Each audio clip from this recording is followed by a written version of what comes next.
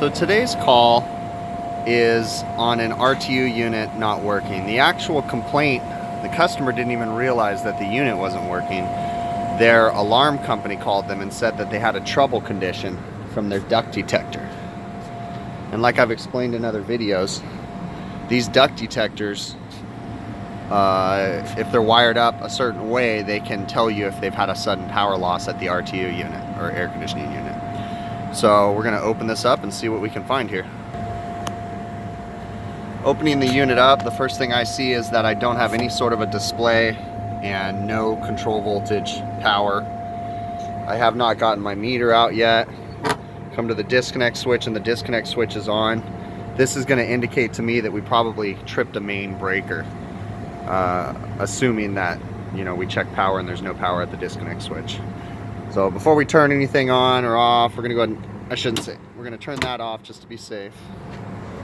Open this guy up and just do a visual inspection to see if we see anything jumping out at us. I don't see any terminals blown out on the compressors.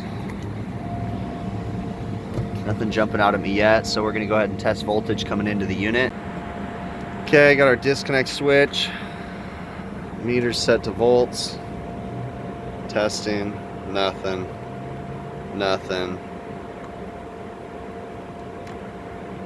11 volts. Some trace stuff going on there.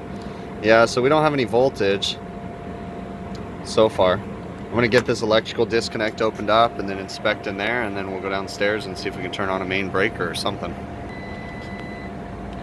Nothing too out of the ordinary in here. Before I turn on main power, we'll go ahead and just double check the tightness of those screws on the top of that disconnect switch, just because I've seen them come loose. But since we got no power, it's even better. Everything's nice and tight. So what's interesting is yeah, they're using that disconnect the opposite direction. So main power's coming into T1, T2, and T3, and then AC power is coming out of load 1, load 2, and load 3. I believe that's what we're doing here. And let's go over here and check and see. Yeah, main power is this big wire right here.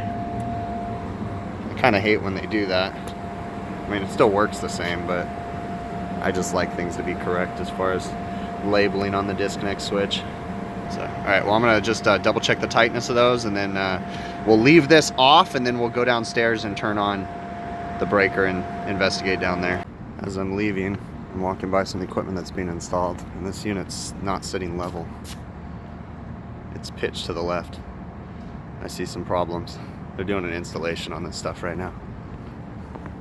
Kind of messy. And that unit's not sitting level, that's going to be a problem. Okay, so this is like a storage room, and they have their electrical stuff, and sometimes I've had them bump these circuit breakers before. But if you look at this one, this is in the tripped position. Tripped position is in the middle, okay? So you try to turn it on and it won't turn on. You have to turn it off and then on. So now our power is energized. But because I shut off the breaker on the roof, we're going to be able to troubleshoot that unit and figure out what's going on. Okay, so we got power back on now.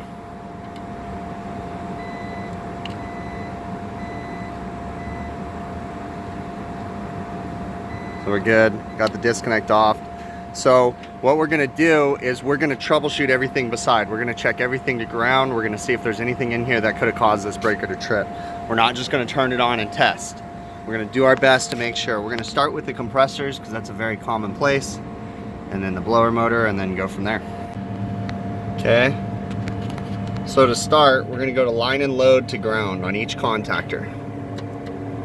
Just to confirm, you hear I've got my meter on audible tone, and I'm just going to continue this all the way through the process, all the way through each one to see if we see anything, and we'll do the same thing for the condenser fan motors also.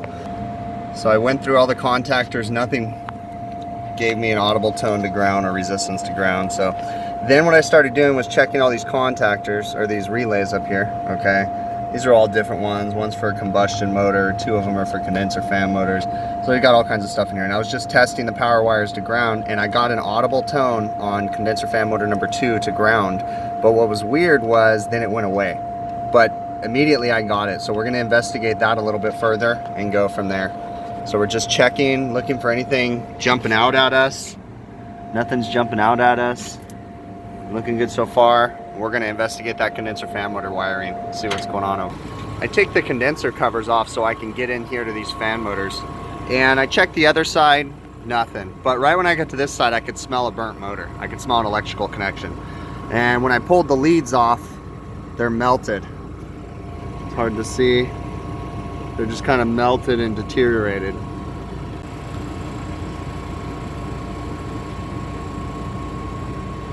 So the motor itself isn't giving me a reading to ground, but you can see up in that terminal, it's just burnt out.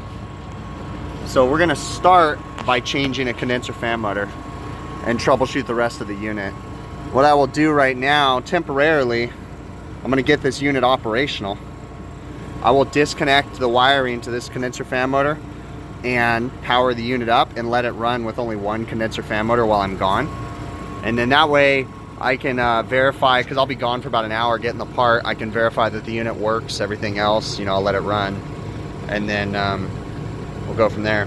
You can see this is a really bad location. They did a horrible job installing this close to this wall. We have a lot of problems with this condenser plugging up. I myself just cleaned this about a month ago or less, so I know it's clean. But yeah, this thing is horrible, man. It gets so dirty so fast. We actually have to do their preventative maintenance more often than any other of this particular restaurant, because we do a few of them for this chain. And we have to clean this one more often than every other one, because it just gets so much lint from all the palm trees. We're at a shopping mall, so yeah, we're gonna pick up the motor and then go from there. Okay, I got everything buttoned up. The panels are buttoned up. The condenser fan covers are put back on temporarily. I put the other side on, disconnected the motor, taped up the wires. We're gonna go ahead and turn on power. You always wanna stand back. Don't put yourself in between the device you're turning on and, you know, basically don't get in the way of it. And the same thing, you don't wanna stand in the middle of a controls panel and have something bad happen. So I'm gonna power it on. Okay, unit's powered on. We're just gonna kind of stand back and see what happens. Just let the unit run. So I'm getting ready to change the motor. I picked it up. Most of the time when I change these motors, I like to change the blade also. Just my experience, it seems to be easier. The blades are cheap enough. Just as part of my price as a condenser fan motor, I throw a blade on there too. Why not? So before I do that, I'll usually just lube it with some lubricating stuff. This is just Rust Buster from Mars, but WD-40, whatever works fine. Let that sit on there for a few minutes and it'll usually break that free nice and good. If you have problems, sand up the shaft and then put a crescent wrench on the top and spin the blade and you'll break it free. You can sand it, pull it out. But most of the time, you just put that Rust Buster on there and it'll just pull right off. So a little tech tip here. When you're tightening these on, you tighten them snug, like so, then you loosen, then you tighten. And you'll notice each time you do that, it'll tighten a little bit more. You go in, out a couple times, and what you're doing is you're actually scoring your place in the shaft. You're setting that set screw in there nice and good. I call that running it in and out. So you're gonna run the screw in, snug, then out, then in, and every time you do that, you'll notice it'll go a little bit tighter, and just kind of in, out, 2 or 3 times until it's nice and snug. So that way you know it won't back out.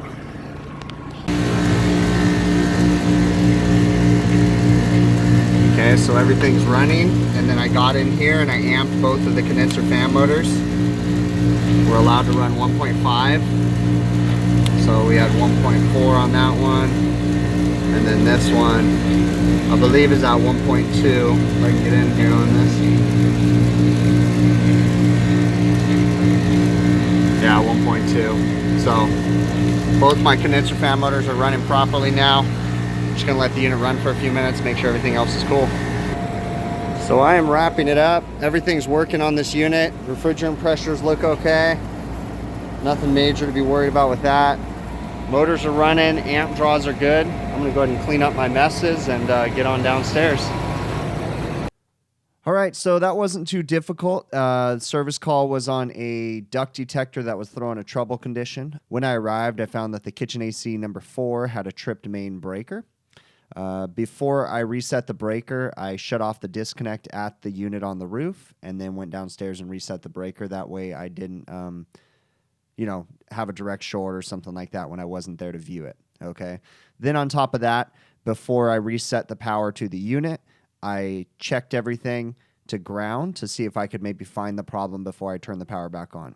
Sometimes it doesn't work out that way, but whenever you can, you want to try to do that, because if we can find the problem without potentially tripping a circuit breaker again and or overheating the wiring, let's do so. So I always like to try to troubleshoot everything as much as possible before I reset power to the unit. And I actually found the problem, okay? It was weird, though, because my meter toned out to ground on the condenser fan motor, but then it stopped and it didn't tone out again. So there must have just been a wire that was floating around in that. Who knows? But anyways, that ended up being the problem. Picked up the condenser fan motor, changed it. Everything was working great after that. The unit's refrigerant pressures were decent. No problems, nothing to be worried about with that.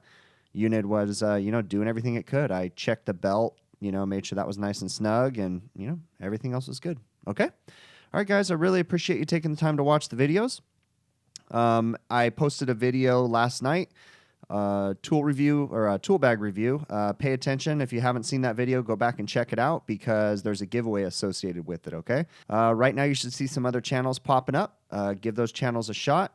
Consider subscribing to them. Check them out. They've got some great content, and I will see you guys on the next one, okay?